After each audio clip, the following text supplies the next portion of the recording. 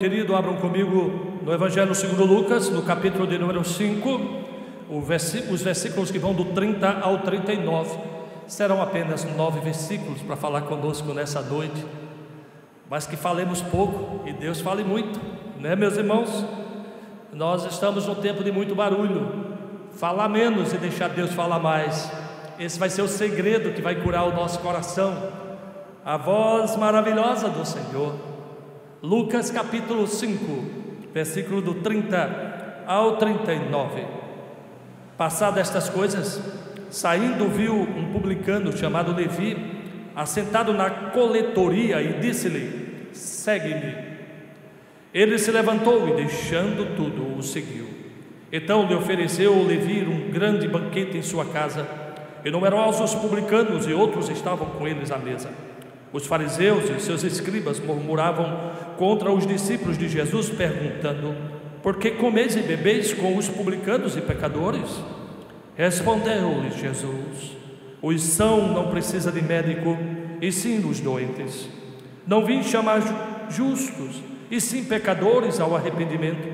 Disse-lhe eles: os discípulos de João, e bem assim os dos fariseus, frequentemente jejumam e fazem orações. Os teus, entretanto, comem e bebem. Jesus, porém, lhes disse: podeis fazer jejuar os convidados para o casamento enquanto está com eles o noivo? Dias virão, contudo, em que lhes será tirado o noivo. Naqueles dias, sim, jejuarão. Também lhes disse uma parábola: ninguém tira um pedaço de veste nova e o põe em veste velha, pois rasgará a nova, e o remendo da nova não se ajustará à velha. E ninguém põe vinho novo em odres velhos, pois o vinho novo romperá os odres, entornar-se-á o vinho e os odres se estragarão. Pelo contrário, vinho novo deve ser posto em odres novos, e ambos se conservam. E ninguém, tendo bebido o vinho velho, prefere o novo, porque diz: o velho é o excelente. Meus irmãos, nessa noite de passagem de ano, esse texto fala de passagem de tempo. Os irmãos perceberam, diz assim: passadas essas coisas, o tempo passa, né, meus irmãos? Inevitavelmente o tempo está passando, o relógio está correndo na minha frente, o relógio da vida corre apressadamente. O tempo passa, mas muitas vezes não mudamos no passar dos tempos. O grande segredo da vida não é ver o tempo passar, é mudar enquanto o tempo passa. Passadas essas coisas, falam que Jesus então inicia o seu ministério em Nazaré e quase é morto, porque as pessoas o rejeitam e tentam empurrá-lo em um penhasco para que ele se precipite e ele morra. E ele passou no meio das pessoas, ele se ausentou no mar da Galileia, houve a pescaria, a cura do endemoniado, houve a cura do paralítico, houve tantas coisas boas acontecendo pelas mãos do Senhor Jesus.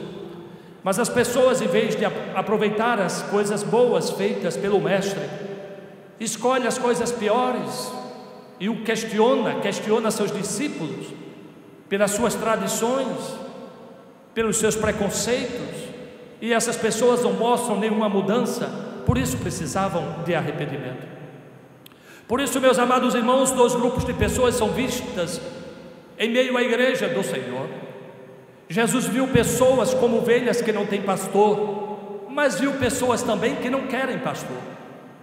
São como as pessoas de Nazaré, são pessoas que são autoritativas, são pessoas egoístas, são pessoas autossuficientes, que dizem ou pensam que podem viver sem o pastor. Acham que todas as suas decisões são bem tomadas e não precisam de nenhuma orientação, e rejeitaram o pastor dos pastores, rejeitaram o Senhor, deixaram de desfrutar dos seus grandes milagres, das suas obras maravilhosas, porque simplesmente acharam que podiam viver sem Ele. Estamos cheios de pessoas assim, pessoas que vivem como se não tivesse pastor, porque não são cuidadas. Mas existem pessoas que não querem pastor porque acham que não precisam de cuidados. E Jesus está dizendo: são doentes e precisam de médico, e eu não vou deixá-los assim. Então, meus amados irmãos, eu quero caminhar com vocês esse pouco tempo que resta para nós neste culto. Possivelmente estará terminando às 8h30, mas a nossa vida continuará para a glória de Deus, se assim for a sua vontade. E o que vamos levar daqui mudará a nossa história. Rever os nossos conceitos, vencer nossos preconceitos, destruir os mitos de que o velho sempre é melhor, como esse texto fala do vinho velho. Vencer este mito vai ser importante para nós, meus irmãos. E nós precisamos então, meus amados, olhar com carinho para esse texto tão maravilhoso e tirar essas lições importantes que eu quero compartilhar com você nessa noite. Principalmente aquele mito de que posso viver com reparos, eu posso viver com remendos, eu posso, assim como um carro que se estraga, fazer uma nova pintura, botar um novo farol e dizer que meu carro é novo. Seu carro é velho, é apenas pintado, é apenas arrumado. Mas um dia você vai ver que o motor vai pifar, que as coisas vão, de fato, meus irmãos, se arruinar. Nós não precisamos de uma vida reparada, nós precisamos de uma vida transformada. Jesus está dizendo que não adianta ficar botando remendo na vida, porque não tem nenhum sentido. E Jesus, nessa parábola, diferente da outra, em outro evangelho, que fala que quando colocamos um remendo de pano novo no pano velho, quando o remendo sai e fica um buraco maior, aquele diz diferente, não combina, o remendo não combina. Ele diz que quando pegamos um tecido novo e botamos naquele que é velho, todo mundo percebe. Meus irmãos, todo mundo percebe quando a nossa vida é só remendo, quando a nossa vida é só reparo. Nós precisamos de tudo novo. Ou nós tomamos uma decisão de nos rendermos totalmente ao Senhor e dizer: Senhor, me transforma completamente. Para de botar reparo na sua vida, fazer maquiagem.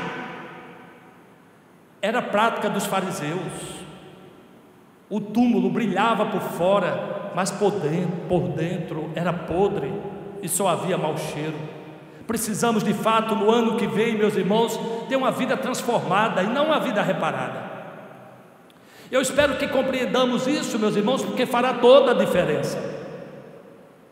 É difícil mudar, e é isso que eu quero mostrar para você nessa noite, para a glória de Deus. Veja que em 2 Coríntios, no capítulo 5:17, diz assim: portanto, se alguém estiver em Cristo, ele é uma nova criatura. As coisas antigas passaram, e eis que todas as coisas se tornaram novas. Ele não fala de remendo. Ele fala de fato de uma transformação, uma metamorfose completa. O nosso pensamento muda. E aqui nós vamos ter outro mito que nós vamos desconstruir nessa noite, que diz que diga com quem tu anda e eu digo quem tu és. Isso é um mito, meus irmãos. Esse é um mito. Tem pessoas que vivem na igreja, mas sua vida é deplorável.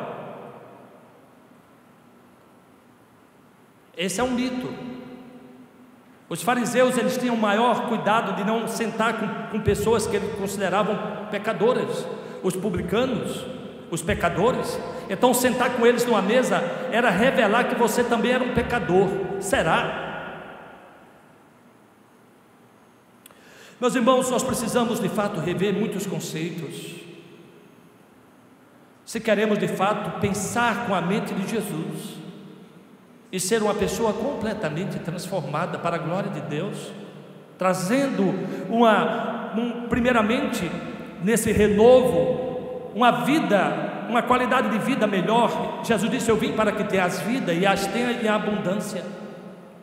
Uma vida boa, e boa na vida das outras pessoas, porque todo mundo sabe quem é o falso.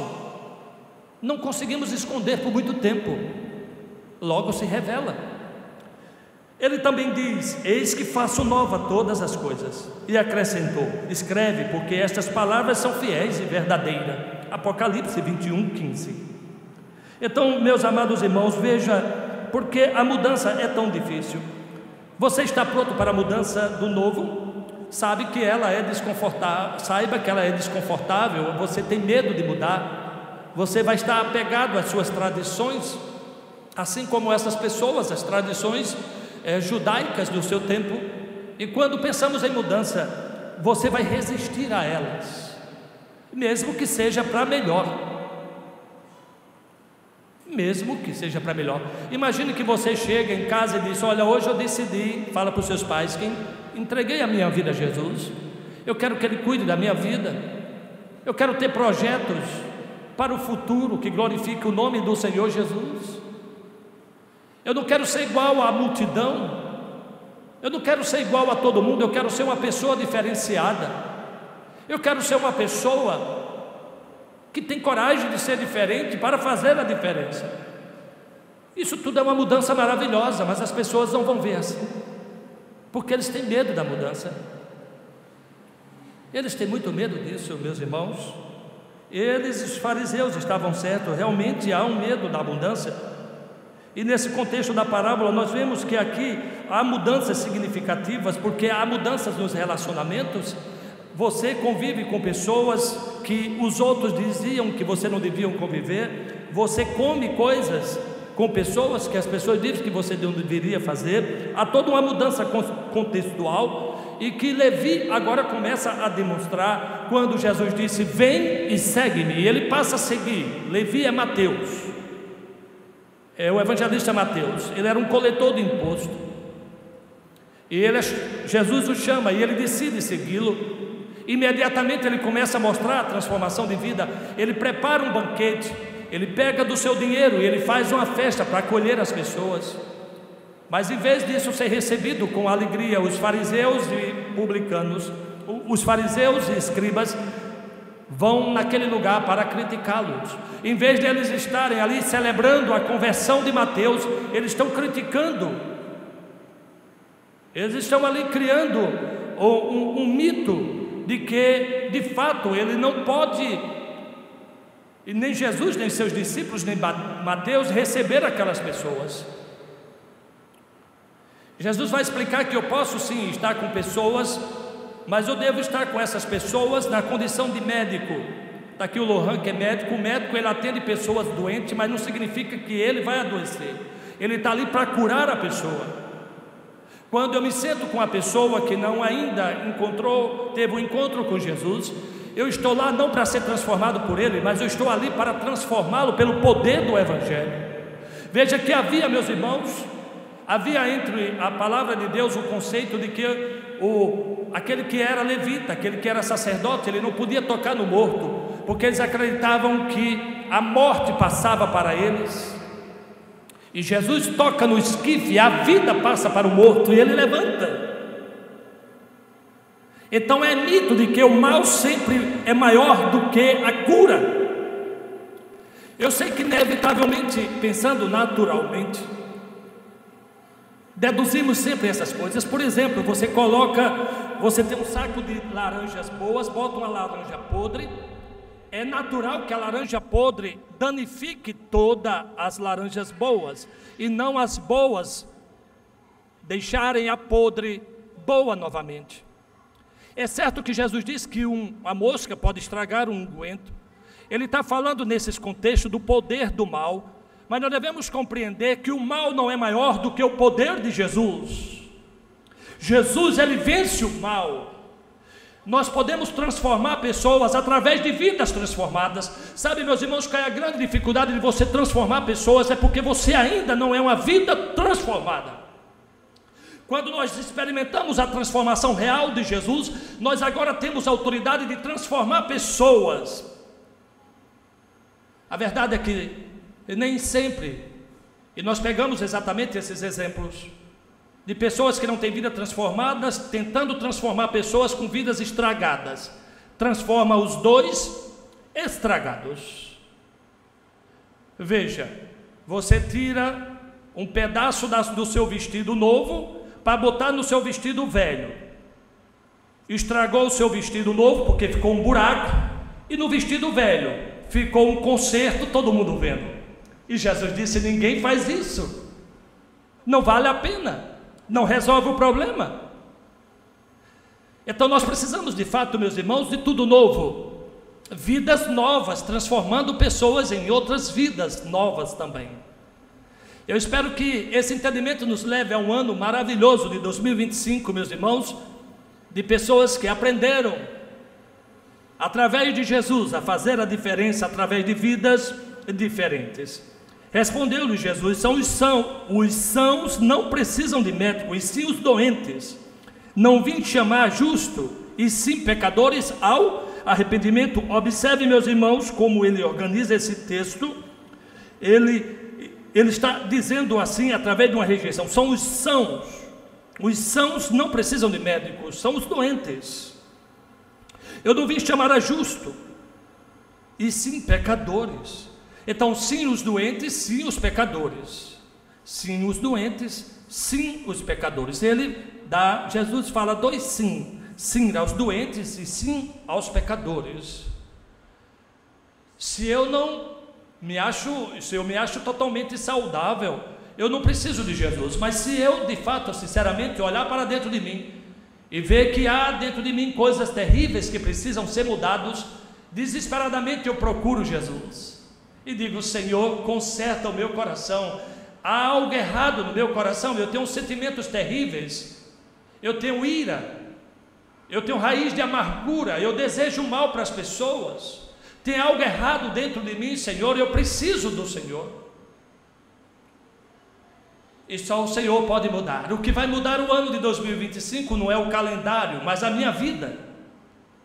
O que vai fazer um ano melhor é eu ter uma vida melhor, e que comece hoje. Assumam alvos nessa noite aqui, não de construir casas, nem de viajar, nem alvos disso. Construa propósitos de mudança real de vida. O próximo ano eu quero falar menos, eu quero ser mais amoroso, eu quero ser mais compreensivo, eu quero amar mais as pessoas, eu quero dedicar mais tempo para conversar com meus amigos, eu quero tirar mais tempo nos meus relacionamentos. Se você definir alvos como esses, revela um coração transformado em busca de transformação, porque estamos sempre assim, mas tem que ter um start. Coração transformado sempre busca transformação. O nosso conceito de igreja reformada, reformar sempre reformando. Se não tivesse tido uma reforma, não pensávamos em reformar. Então, observe, meus irmãos, essas mudanças mudam a rotina. Ele diz assim: os discípulos de João, e bem assim os dos fariseus, frequentemente jejumam e fazem orações. Os teus, entretanto, comem e bebem. A rotina de um homem transformado é diferente da rotina do que os que não são. Isso é interessante, mas isso está estranhando aqueles fariseus. Imagina, o pai diz assim: meu filho agora se converteu, vive na igreja. Claro, mudou a rotina. Com certeza antes eles viviam em outros cantos, porque o coração não é neutro. Se você não está na igreja, você está em outro lugar. Mas agora eles estão vivendo sobre a agenda de Cristo, e ele diz: olha, o noivo não jejua enquanto o noivo está, mas chegará o momento que quando tirarem o noivo, ele fala da crucificação. Mas enquanto estiver com o noivo, eu tenho que manter uma atitude de alegria. Irmãos, fala sério, você tem mantido uma atitude de alegria? Saiba que Jesus está com você. Ele disse: eu estarei convosco todos os dias, até a consumação dos séculos. A minha atitude não é de um olhar, aquele olhar do fariseu de morte, quando ele jejuava. E saiba, meus irmãos, se você estiver jejuando e alguém perceber, é porque o seu jejum está errado. Se você de fato quiser jejuar, e é importante se desprender de coisas materiais para se apegar às coisas espirituais, não faça isso como os fariseus, que jejuavam para serem vistos. O jejum não pode ser percebido, deve ser uma devoção entre você e Deus. Há uma diferença muito grande. Os discípulos de João, aí vem as comparações, mas os seus discípulos, veja as comparações do fariseu. O fariseu vive comparando a sua vida com os outros. Ah, mas fulano é assim, mas vocês são desse jeito. Fulano é assim, você é daquele jeito. Nós não estamos aqui na igreja para fazer comparação entre um irmão e outro, meus irmãos. Eu estou aqui na igreja para fazer uma comparação entre a minha vida e a vida de Jesus. Se eu estou parecido com Ele ou não estou parecido com Ele. Jesus na Santa Ceia, examine-se o homem a si mesmo e coma do pão. Nós estamos aqui para olhar para nós mesmos e ver o que precisa ser mudado dentro de nós. E não para ficar olhando a vida dos irmãos. E se você tiver que olhar, olhe com compaixão e misericórdia. Olhe com um olhar redentivo, porque esse era o olhar de Jesus. Jesus nunca olhou para uma pessoa para condená-lo. Inclusive no caso da mulher pega em adultério, que enquanto todos queriam apedrejar e olhava para ela com olhar de condenação, Jesus olhou para ela com olhar de misericórdia e graça. E aquela mulher foi salva, porque é o olhar da redenção que salva, não da condenação. E quando nós estamos condenando sempre os outros, revela o nosso coração de ira, um coração impiedoso, e que Jesus depois em outras parábolas vai dizer que Deus não terá misericórdia de nós se não tivermos misericórdia do outro. É preciso mudar, meus irmãos, mas mudança não é fácil, exige de nós muita força. Você está pronto para os desafios desse novo? E ele conta então a parábola que foi lida sobre o remendo novo em roupas velhas e o vinho novo em odres velhos. Eu não sei se alguém aqui conhece um odre, mas um odre era o couro de um animal, podia ser de uma ovelha. Então o gargalho do odre era o pescoço do animal. Eles tiravam então as pernas dos animais do couro, costurava, e o odre era do tamanho da ovelha. Virava-se para trás assim, e ele era fechado, e ali se colocava o vinho, e também se colocava água. E quando ele era um recipiente novo, e colocava um vinho novo, que passava o processo de fermentação, ele ia se expandindo, mas ele aguentava. Se botasse o vinho novo, ainda não fermentado no odre velho, o couro já estava estendido, quando o vinho começava a se estender, ele se rompia. Você é uma vida nova ou uma vida velha? Se você é uma vida velha, você não aguenta o Evangelho de Cristo, que é o vinho novo. Quando o vinho tocar na sua vida, você não dá conta, você não é flexível, você não tem flexibilidade, você é uma pessoa como o fariseu, literal, radical, e tudo vai estourar. É isso que ele está dizendo. Para que você, de fato, dê conta do Evangelho de Cristo, você precisa, primeiramente, ser transformado por Ele. Precisa ser novo por completo e não apenas remendado. Imagine que o odre é velho e tem apenas, o odre está lá, ele é velho, tem apenas um remendo novo. Ele vai estourar na parte velha, assim como uma corrente no elo mais fraco. Precisamos de fato de uma transformação completa, meus irmãos, e não adianta fazer remendo na sua vida. Para de customizar a sua vida como fotos. Nós estamos vivendo o tempo da customização. Você tem um jeito de viver sua fé do seu jeito, adota algumas coisas que são boas e mantém outras velhas e que não servem mais para nada, afinal você acha que o velho sempre é melhor. É o mito. Jesus está dizendo que o novo aqui é bem melhor, porque aguenta as transformações que o Evangelho produz em nós. Nós temos que mudar os hábitos, meus irmãos, quando nos encontramos com Jesus. A nossa vida muda completamente. Quantas coisas mudou na sua vida e mudou na minha? Sabe, meus irmãos, há mais de 30 anos que todo domingo eu estou na igreja, todo domingo eu estou na igreja. Eu não faria isso, meus irmãos, se minha vida não tivesse sido transformada. Com certeza eu estaria em outro lugar, em alguma festa, em outro ambiente. Mas isso só é possível porque o Senhor transformou a minha vida. Eu sei que Ele me ama, e eu sei que eu amo também, eu sei que eu gosto de estar na sua presença e fazer a sua vontade. E nós temos que enfrentar desafios grandes e que só o odre novo vai resistir a essa pressão.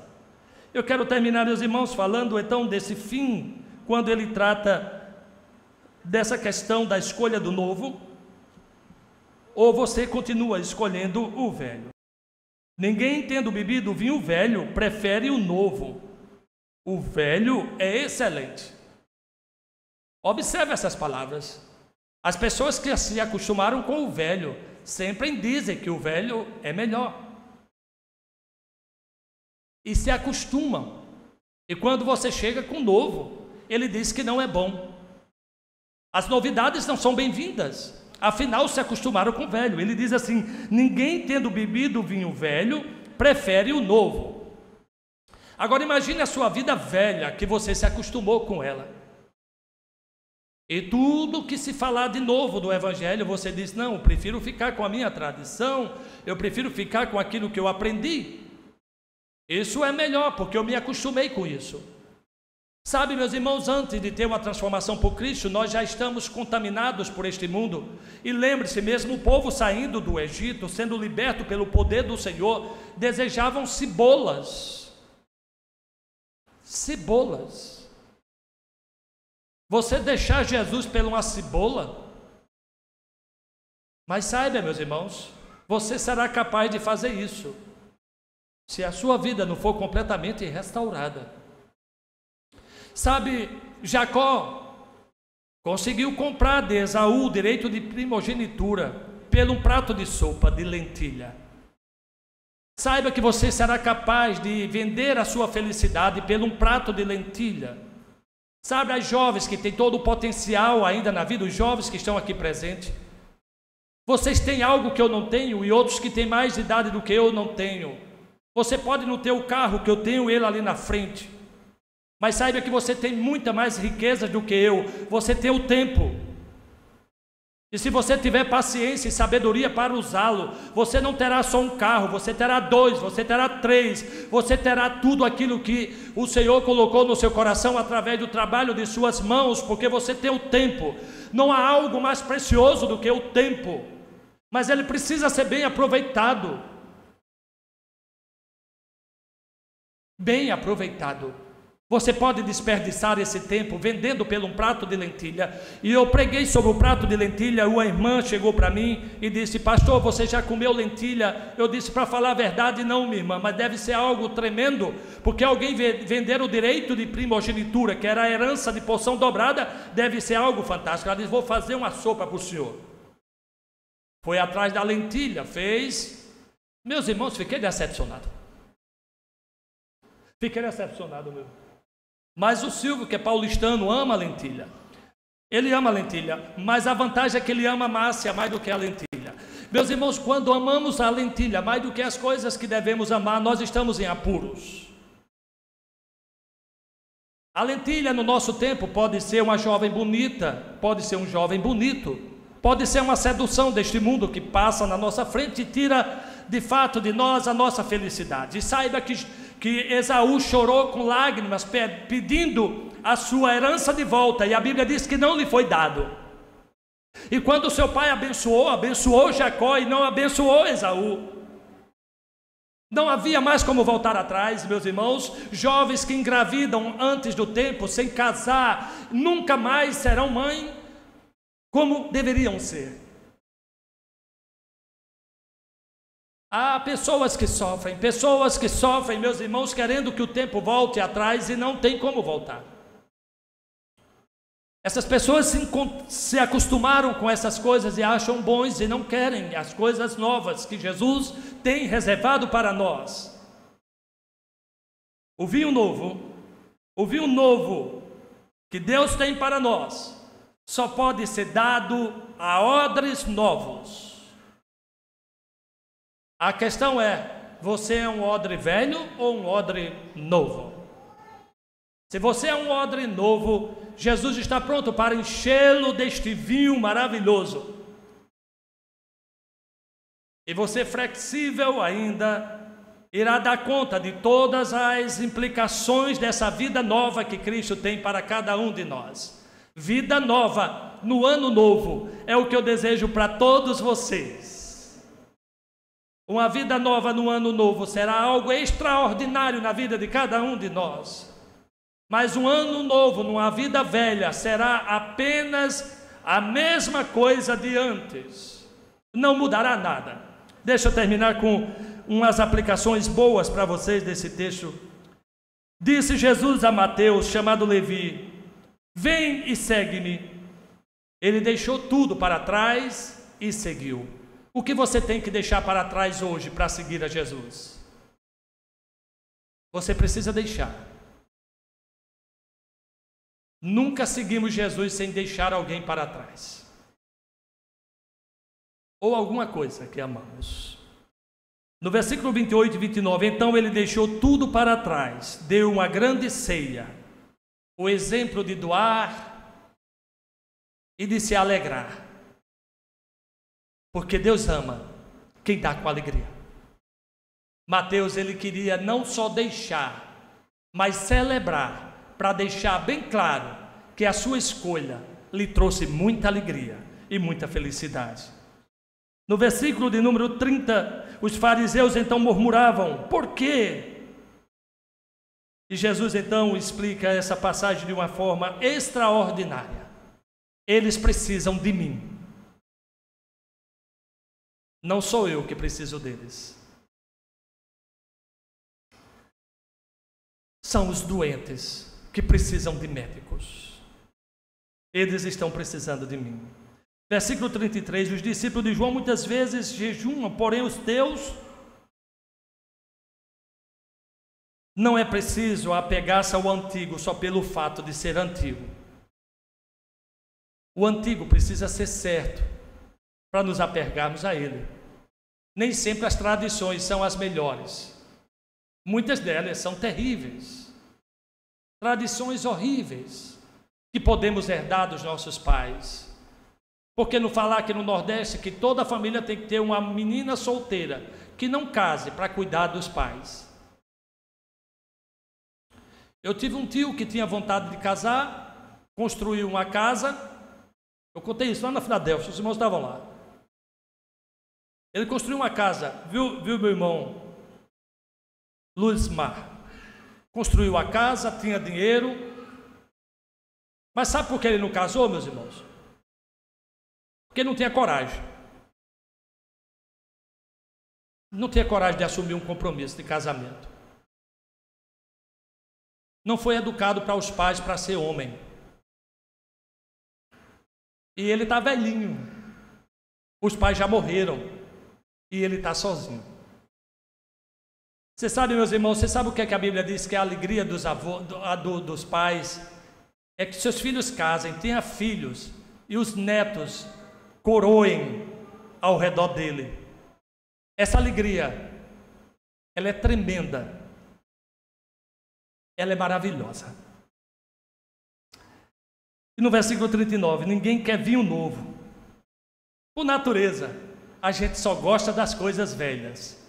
Será que você não tem alguma coisa velha que você guarda lá na sua casa que não joga fora? Será que você não já virou um acumulador? Hoje mesmo eu joguei um monte de papel fora, meus irmãos, que eu estava guardando, só para atrair cupim. Nós amamos coisas velhas. Até o lençolzinho velho, rasgado, caindo os pedaços, você dorme com ele de lado. Esteja preparado para uma experiência nova deste ano, meus irmãos, porque Jesus quer fazer um milagre na sua vida. Que Deus aplique essa palavra ao seu coração. Gente nova em ano novo vai fazer muitas coisas mudarem. Que Deus abençoe a todos.